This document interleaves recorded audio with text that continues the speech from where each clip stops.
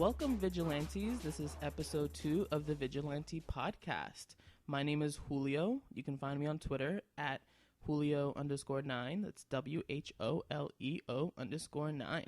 Beside me, I have my good friend Clara.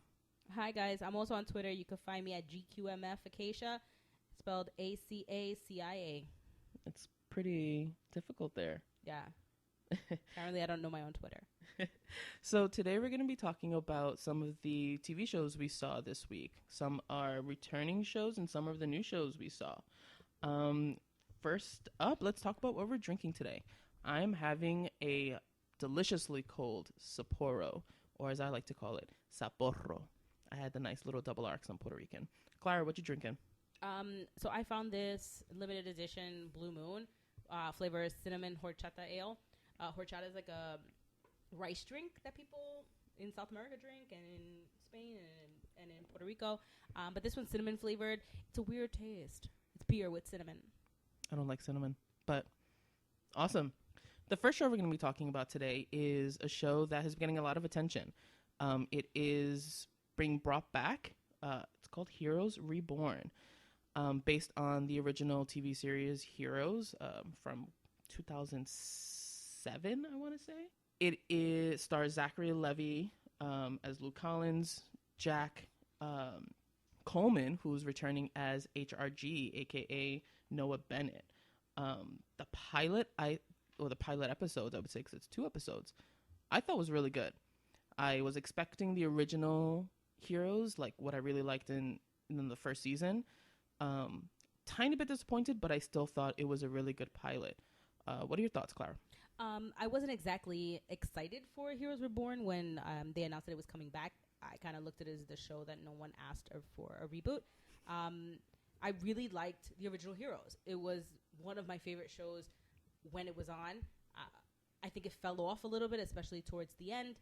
And it was almost a relief to see it go because it had gotten so off the rails. But out of loyalty and out of nostalgia, I checked out the pilot, and I really liked it. It was what I remember liking about Heroes, the original series. So I was happy for that, like in terms of tone and the feeling of the show. Yeah, I agree. I really feel like it did bring back some of that nostalgia of what I really liked about the original series. And super excited to see some familiar faces. Just a little bit about the premise. So it takes place starts off a couple of years after the series ended. They're at some kind of summit for the humans, the heroes, I would say. The Evos, they call them now in the show. So I guess humanity embraces the heroes as Evos, or like evolved people. Yeah. So definitely there's some cultural undertones and talking a lot about what's going on in society today. And then there's some kind of attack, a terrorist attack, and people were killed. And one of the main characters, their son, who was an Evo, was killed in the attack. And it's gives you a little bit about revenge, justice, hatred towards Evos. So it was really, really interesting to see that kind of storyline, and I'm looking forward to seeing the next couple of episodes. I'm hoping if it continues with what the original pilot, or if the pilot was portraying, I think it'll do well. What I'm most concerned about is the ratings. It did not do super stellar. It was 6.09 million. That's not including the DVR numbers, though. Yeah, I thought the storyline that they introduced, this mystery of what happened in Odessa, was very compelling. I want to know what happened. I want to know who started it, who did it, what the consequences are going to be from it.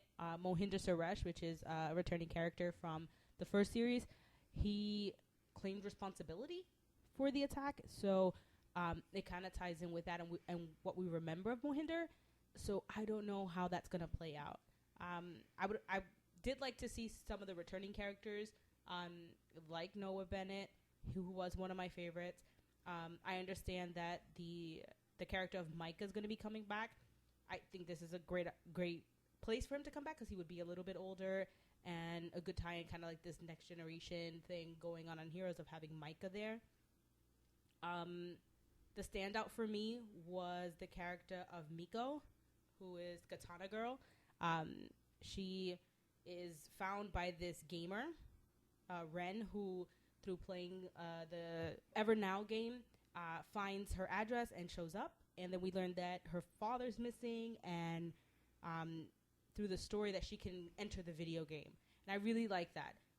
I really liked Katana Girl. I really liked Miko. She was my favorite character. And it kind of also reminded me a little bit, it brought back nostalgia about Ninth Wonders, the comic book from the original Hero story, that Isaac Mendez created the Ninth Wonders, and it was about Hero. And Hero read the story and saw himself in it. But it was kind of opposite, because Hero being the Evo and Ando being the normal person, Ando was more skeptic, and Hero wasn't. Hero was more embracing of his powers. And here, these two, it was more reverse. So Miko didn't accept that she was Katana Girl, and Ren was like, you're Katana Girl. He was the non-Evo. So I like that. I like your analogy of the, kind of embracing the original episodes or the original series and kind of making that same, those parallels. That's so true. And it's interesting that as I watched it, the actress who plays Miko, when I first saw her, Kiki Sukazane, when I first saw her, I thought she looked like an anime character. Like, her face, I was like, she looks like a cartoon, like somebody drew her. And then she was in the video game. And that was really cool. And it also kind of reminded me a little bit of Kill Bill and Orenishi's anime sequence in Kill Bill, where they explain her backstory. And so I like that. Like, when that happened in Kill Bill, that was one of my favorite parts of that movie. And when Katana Girl went into the video game, it was one of my favorite parts of the episode. So I have another question about Heroes I wanted to ask you, Julio. Go ahead. Who was your favorite character? My favorite is the character of Tommy Clark, played by Robbie Kay. I believe he's a British actor. His face looks familiar, so I've seen him someplace else. But I really liked his story. This is the young boy who teleports people. Yes. Okay. The only place that I've seen him is Once Upon a Time. I don't regularly watch Once Upon a Time, but I have seen a couple of episodes here and there, and he plays Peter Pan.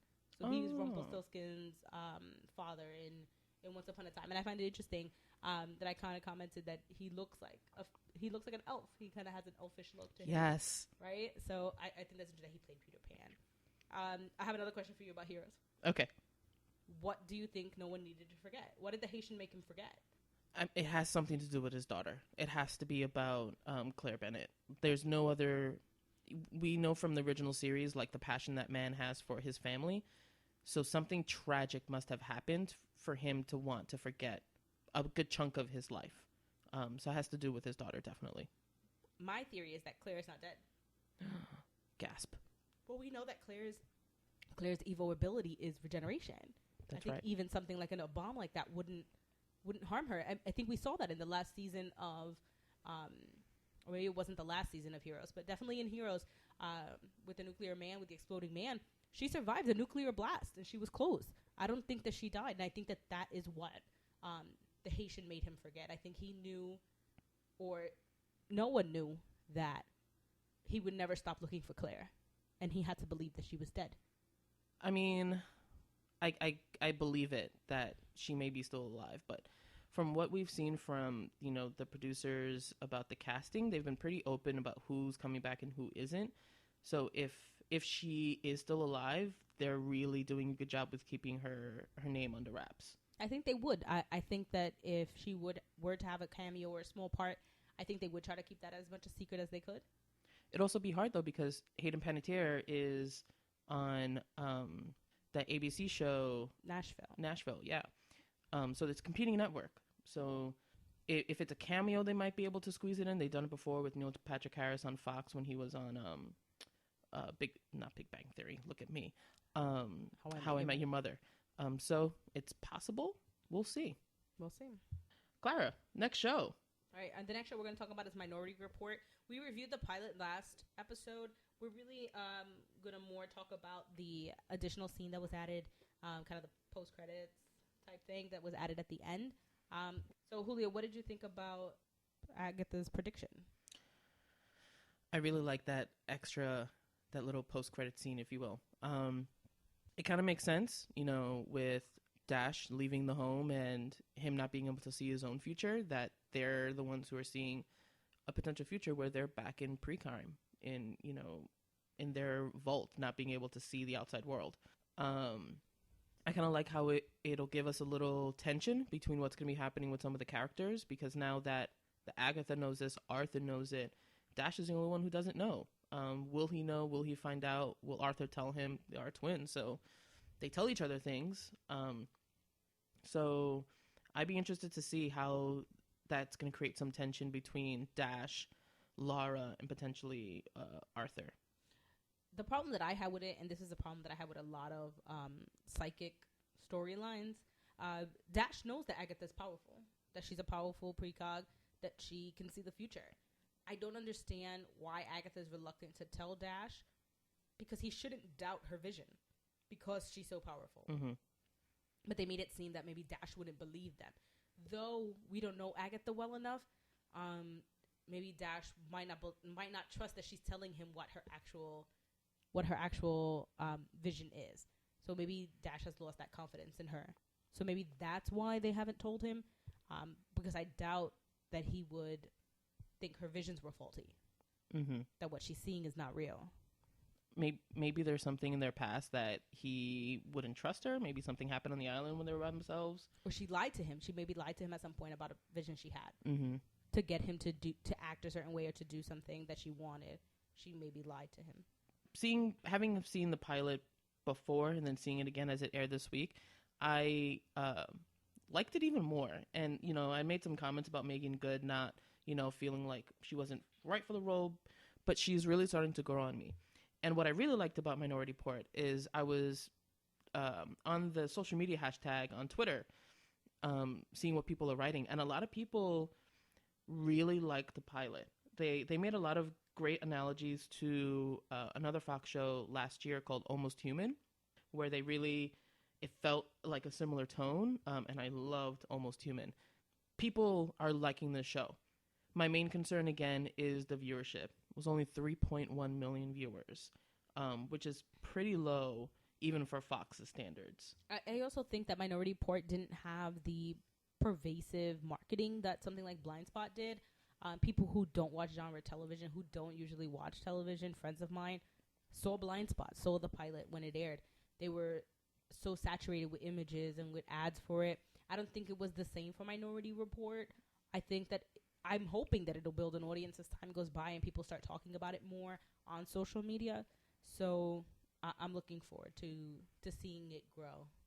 Yeah, they definitely didn't do as much advertisement for it. Maybe they were hoping that the name Minority Report and some kind of connection to Tom Cruise, which I'm surprised they didn't use, they were hoping that would kind of draw in an audience. But I do really hope that the viewership does grow, because it's a great show. The premise, was great. There are some really clues that you get from the pilot that give you to what's going to be happening in the next couple of episodes or for the season. So it's good. I really hope that it does build an audience. So speaking of Blindspot, we're going to be talking about Blindspot, Avi. It was another great series to watch second time around. I don't think there were any changes from the ones that we saw at Paley Fest. I remember his name now. His name is Sullivan Stapleton. And I'm going to forever remember his name because he has two last names. And I don't know why, but I have a thing with people with two first names or two last names. I just don't trust them. It's so illogical. It has no reason. It just is. So I don't like that name. Sullivan Stapleton. Okay, Spock. Illogical. So yeah, I really did enjoy this pilot again. Jamie Alexander, for some reason, she's just killing it in this role. I feel like it's perfect for her. And I really like her hair. I want that haircut. Don't laugh at me. I really do. And the assistant FBI director, Bethany Mayfair, played by Marianne Jean-Baptiste, she's got some presence. You don't really see her doing so much in the pilot, but we do get some clues as to, she might be playing a more significant role. And I really liked her. The next show we're going to be talking about, or did you have anything else to say about Blindspot? No, I'm good. Okay. So the next show we're going to be talking about is Gotham. Of the two of us, I'm the only one who watches this show. I watched maybe 2 or 3 episodes of season 1, and then I stopped watching it. I found the mythology of Batman to be too much. I really was hoping that this was going to be a Jim Gordon prequel, and then, you know, young Bruce Wayne is in every episode, and they're hitting me over the head with all these classic Batman villains. So I didn't like that at all, so I stopped watching Gotham. During the break, it was announced that Cameron Monaghan was going to be brought back as a series regular, playing his role of Jerome. I'm a huge Shameless fan, and so I had to watch for my boy, for my Cammy Cam. So I had to watch for him, and I will say this. He was the thing that I liked about the episode. I did not enjoy the episode of Gotham except for Jerome and Barbara. Erin Richards is killing it as Barbara. I think that she has the nice balance between girl next door, I'm innocent, please feel bad for me, and I'm a crazy bitch and I'm going to kill you. So I like that. I also like her scenes with Jerome. I kind of ship Barbara and Jerome. I can't get over the fact that you called him Cam. Cammy Cam. Cam. I'm gonna say that their name is Barome. Jarara. I don't know what the shipper name would be, but I ship it. Barome. Let's keep it up, Barome. Barome. Hashtag Barome. Hashtag Barome. I like them together, so that was my only thing, and I'll probably continue to watch Gotham this season only for Barome. I think, you know, I did start off watching Gotham, and I know a lot of people watch it, and they really do love the show. Just for me, for some reason, I think they're, like you said, you stated, they were hitting me over the head with a lot of these references to Batman with the Penguin and the Riddler and like all of these different, like, they kept hitting me with it, and I thought it was a little bit overwhelming. Agreed. I think that Robin Lord Taylor as Penguin is really good. Yes. And he is being overshadowed by too many characters. Like if you would have just had him as Penguin and not had Riddler, even though I think the Riddler character, Edward Nygma, he's really great. Yeah. But he should have had his own spotlight and leave Penguin with his own spotlight. I think that they're competing against each other too much in terms of their performance and their screen time. I think that each of them should have been given their own couple of season story arcs. If you're going to have Gotham be long-term, Penguin should have gotten the first couple of seasons and then been in Arkham for a while, and then Nygma could have had a couple of seasons because they're both really great, but not at the same time. Yeah. I will say the viewership was pretty on par with previous episodes. It was 4.57 million, which is, I think, standard for Gotham. So, you know, who knows? Maybe, I know it's on Netflix. If I'm bored one day, I might check out some episodes. The next show we're going to talk about is The Player, which we reviewed the pilot episode during our Paley Fest podcast. So, Julio, tell us a little bit about the differences from the Paley Fest episode. There were some pretty significant differences from the original episode we saw. They recasted the role of the wife. I believe her name is Daisy Betts. I believe her last name is. So, and it's because of that, they had to reshoot a lot of the scenes that she was in. And to be quite honest, I actually saw the pilot, even the episode, even though I said I wasn't going to watch the show. And I'm almost ashamed to say that I actually kind of liked it this time. I feel like the reshot scenes were a little bit better. The chemistry between his ex-wife, and the main character, I found them stronger. I found them more interesting. I found that they were a little bit more likable. And Wesley Snipes is growing on me too as, what's his role? What's it called? The Pit Boss. The Pit Boss. I really liked him. So I actually may be watching the show. I also rewatched the episode with the recast.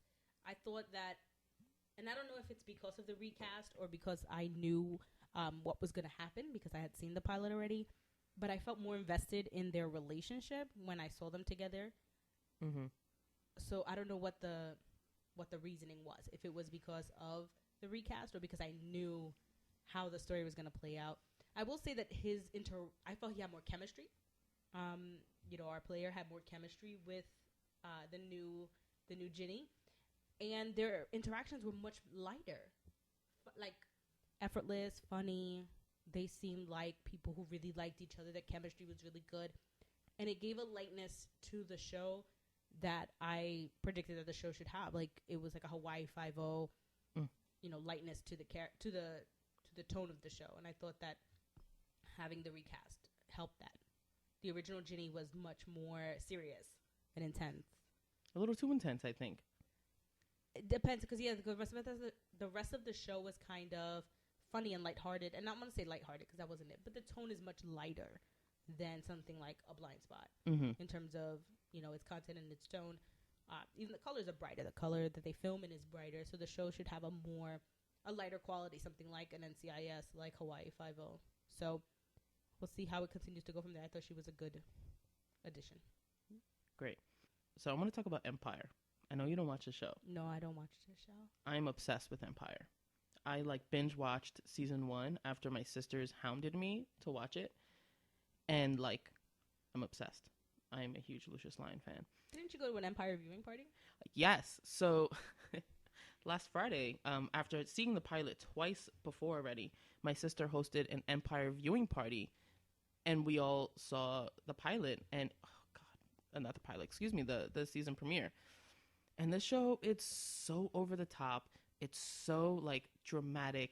It's like soap opera mixed with drama, with a little comedy in there. I think it's a incredibly well done show, and they're over the top, but not in such a cliche way. How was it seeing it with a bunch of other fans? Of course, seeing a lot of the scenes that cracked me up. It's nice that other people are laughing at the same thing. Everyone, of course, loves Taraji P. Henson's Cookie. That Emmy nomination is incredibly well deserved. And just watching it with a whole bunch of other people is fun because you get to interact with people, talk about the characters, see how, see what they think. And there were actually some cosplayers in that crowd. Nice. Someone was a Jamal. We had I'm Cookie every day. This is so funny because I'm not. We had a Boo Boo Kitty, complete with a bustier and everything. Yeah, so cosplayers was in full effect at the Empire viewing party. That's awesome. Okay, guys, the last show that we're going to be talking about is Scream Queens. This week they aired a double episode. So they aired the pilot that we saw at Paley Fest and the second episode back to back. Julio said he was not going to watch the show, but I made him watch the second part. She made me watch this show. Yes, I made him watch the second show because I know that he loves Nick Jonas, and so I said, you have to watch the second episode. So, Julio, what did you think of the second episode? Scream Queens is just so over the top. Yes. And it's I've never seen American Horror Story, but I've seen it snippets of it. I feel like it's similar to that with it's just God bless Ryan Murphy. I love him, but I don't know if this show is particularly for me. I will say Nick Jonas was a big draw. And there was just that one scene that you told me the reason why I had to watch it, and I really liked that scene. I thought it was funny, and then I got upset when something happened, but then... We're not a spoiler-free podcast. It's okay. Oh, okay. So Nick Jonas crawls into bed with his best friend and is like, I want to snuggle with you because I'm scared. Hilarious. And his friend is like, are you going to touch my wiener? And he's like, no, that only happened one time. And I was laughing out loud because that was hilarious. I love Emma Roberts, your friend and his Broner. that was hilarious. Yeah. And Boone wanting to be a part of Kappa Kappa Tau. Classic. I wish they would have explored that. I mean, with the ending that Nick Jonas, that Boone was not dead, was a disappointment. I wanted him to, because he faked his death, so nobody knows that he's still alive. I would have liked to have him try to pledge Kappa Kappa Tau and see that ridiculousness. The show is ridiculous. It's over the top. Yes. Ridiculous, I think, is the perfect word to describe it. It's ridiculous. But that's, I think, part of the charm. That's what I find funny. Maybe that's my sense of humor. I like comedy that is irreverent. You don't know what's going to be said and what's going to happen because it's just so far-fetched and so out there that there's no way to predict that's what they're going to say or that's what's going to happen. Yeah. I'm going to give it a couple more episodes. That little scene, when Nick Jonas sees his character is not dead, I liked it. And I feel like it's interesting for me to watch it. So I think I'm gonna continue on with that. But it's ridiculous and it's so over the top. But that's the charm. Like a show like this, it's a horror comedy. It's dark comedy. It's horror, and it's over the top. And it's meant to be that. It's not meant to be serious or realistic at all. Yeah. I mean, Brian Murphy does tell a good story. I think that the unexpected is what you want. And I think his American Horror Story, and I always remember season 1, Murder House, when the daughter from the family is found to have been a ghost the entire time. And I was like, what? She died? Like, I had no idea that she was dead. Like, it was 3 episodes that she was dead and I didn't notice. And that moment when they found her body, when the pest control guy came and found her body in the crawl space, I was like, oh my God. Like, I had no idea that she was dead. That's what I like. I like a show that's going to surprise me. That's going to have me saying, I totally didn't see that coming. There are shows that I'm like, I know exactly where this is going. I know exactly what's going to happen. And it's so predictable. I like when it's unpredictable. When it gets you. Yeah, and Scream Queens is like that because you never know what ridiculousness is going to come out of Chanel's mouth.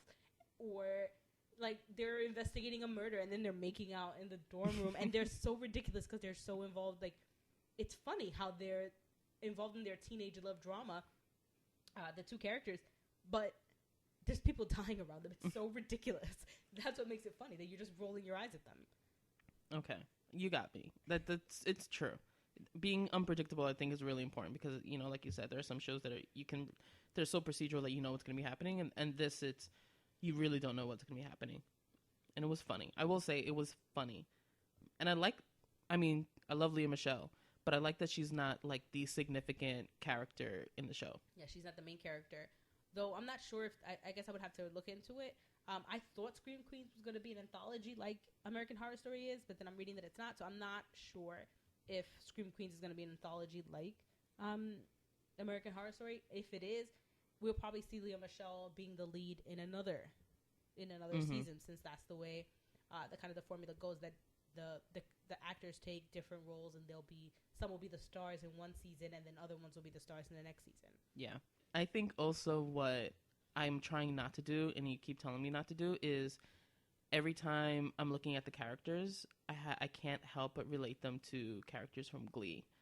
And one specifically is the main character, her father. Yeah, Grace's father. Grace's father. He reminds me so much of Mr. Schuester. He dresses like him. Yeah, they recycle Will Schuster's wardrobe from Glee. He has the same hair. They brought in the same stylist. Exactly. And they took his whole wardrobe because he has the same button-down sweater, vest with the tie. It's exactly Will Schuester. Maybe Matthew Morrison.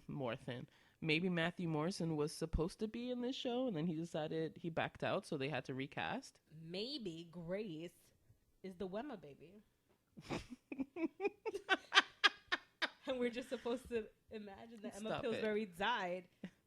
Clara, Will Schuester. No, that's what it was. Stop. Will Schuester and Emma Pillsbury. That's their baby. Great way of keeping Glee alive.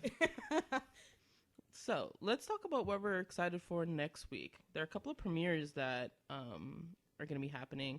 Some are new, some are returning. I think mostly are returning. I'm super excited for Quantico. It will be airing tonight, technically, because we're recording this Sunday evening in about an hour. I'm so excited. I can't say enough how much I love the pilot, and I'm so excited to watch it again. And I really, really want you guys to check it out because it was such a good show. Like, all the reasons why you love dramas and action. It reminded me so much of, like, Die Hard, but on TV, but mixed with How to Get Away with Murder. And Criminal Minds. I think that, definitely that part of it in terms of the profiling, so definitely touches a Criminal Minds. So if you're a Criminal Minds fan, definitely check out Quantico. Yeah. What are you looking forward to, Clara? Well, the first show I'm looking forward to next week will be Agents of S.H.I.E.L.D. Yeah, I'm a huge Marvel fan, and I have been watching Guardians of the Galaxy at least 3 or 4 times this week. No shame.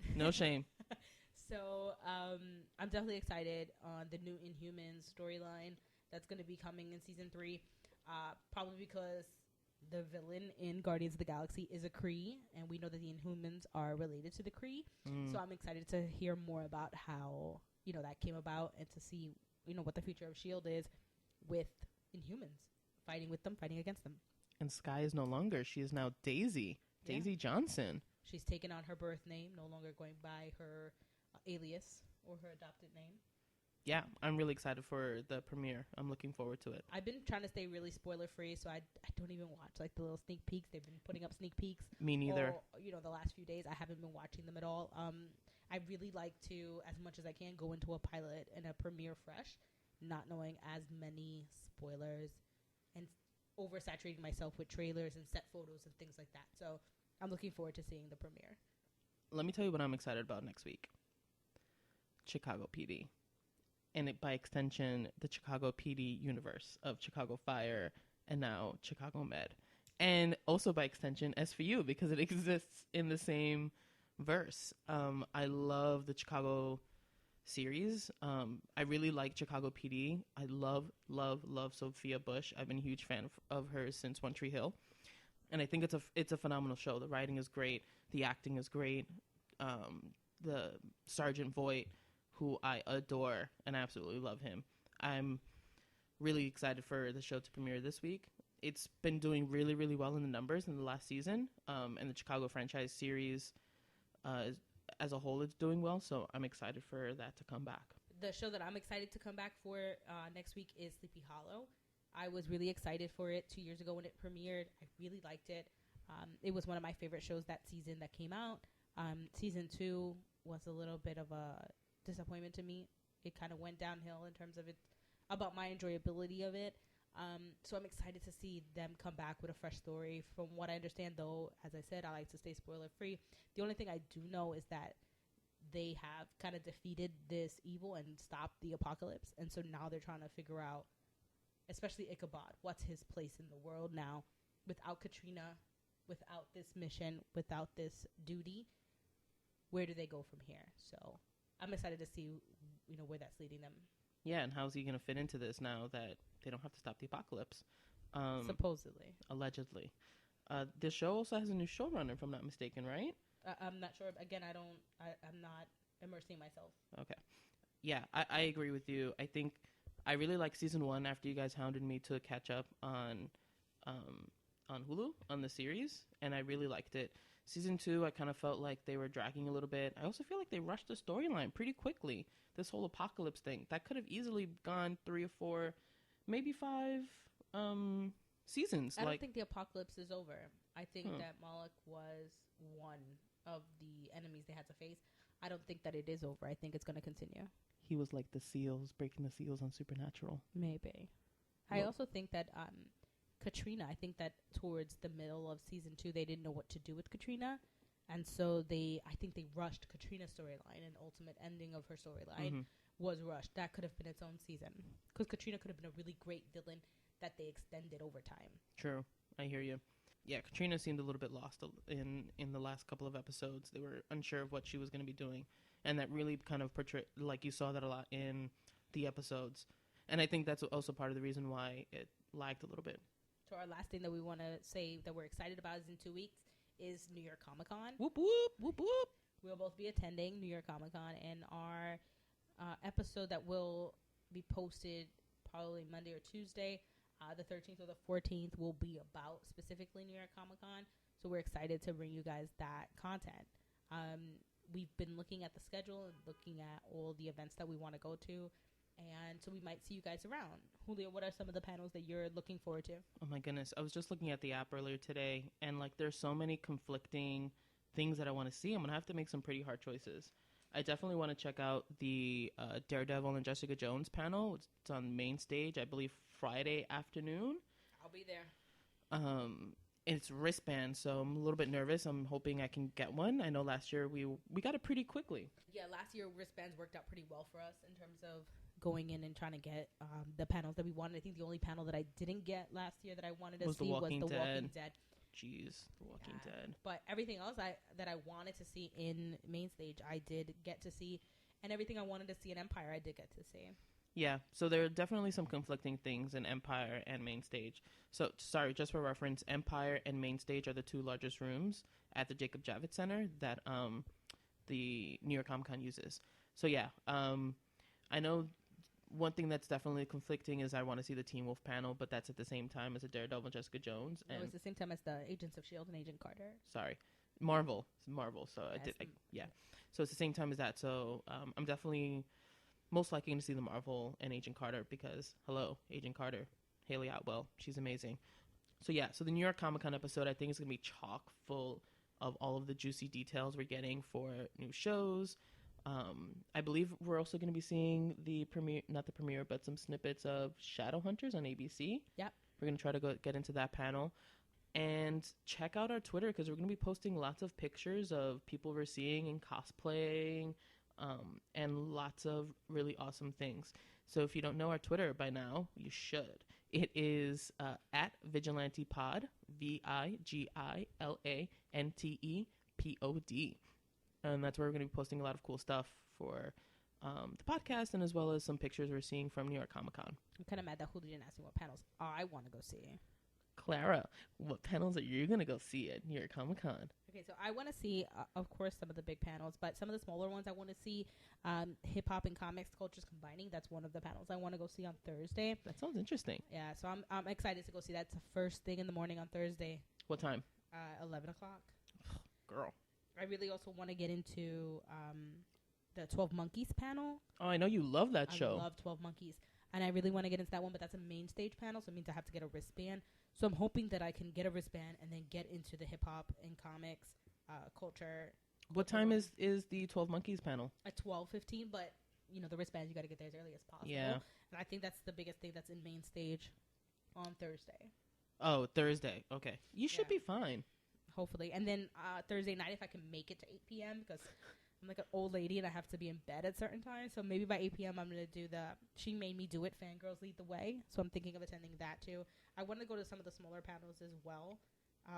And another one I want to do is Gay Manga, Yao and Yuri, LGBTQ fantasy versus reality in manga. So I'm not the biggest manga fan, but definitely a Slash shipper. I tend to look at TV shows with Slash goggles on. So that's an interesting panel that I really want to go to. I'm a little embarrassed because all the panels I want to see are about all these really big shows and, you know, what's going to be happening in the, you know, the next TV season. And, like, all the panels you want to watch are, like, philosophical things that I should be ashamed of myself. Don't get me wrong. I do want to see some of the large panels. The biggest panel I want to probably see is The Last Witch Hunter. I love Vin Diesel. Oh, Lord. And so I definitely want to go see The Last Witch Hunter panel on Saturday in the main stage. I will be there. And then Sunday, it's really just Minority Report in the WB block that'll happen in Empire. So that's a big block too. That's like what 3-4 hours. More than that. Well, for me, if I'm gonna be there from Minority Report, which is at 12:15, and then the WB panels end at 5:30. OMG. So that's the entire day in Empire. Bring lunch. Yep. Or eat a hot dog from outside. Convention food is never the best, guys. I think the worst is San Diego Comic-Con because we literally pack meals for the entire day. Breakfast, lunch, and dinner. With a whole bunch of snacks in between. So we look forward to seeing you guys at New York Comic Con. If you're attending any of the panels that we'll be at, we hope to see you there. If you're unable to attend Comic Con, again, follow us on Twitter at Vigilante Pod, and we'll be live tweeting as much as we can in terms of the panels that we attend, and also pictures and lots of fun stuff. Yeah, so thanks guys for tuning in. We'll see you in a week or so, where we'll have some more information about the TV shows we're watching. Have a good one, guys. Bye. Deuces.